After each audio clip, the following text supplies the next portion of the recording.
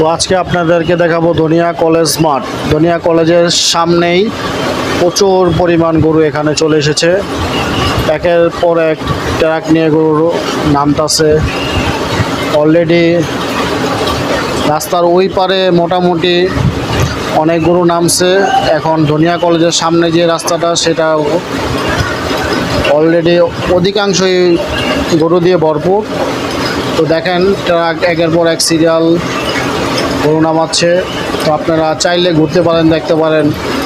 তো ব্যাপারীরা বৃষ্টির জন্য একটু সমস্যা পড়ছে, খুব কষ্ট হচ্ছে তাদের ভিজে বৃষ্টির ভিতরে যে কাজকর্মগুলো করতেছে, এগুলো আসলেই খুবই কষ্টকর। প্রচুর পরিমাণ গরু ঢুকতেছে, একের পর এক ট্রাক নিয়ে ব্যাপারীরা হাজির। প্রত্যেকটা হাটে এখন গরু আসা শুরু করছে।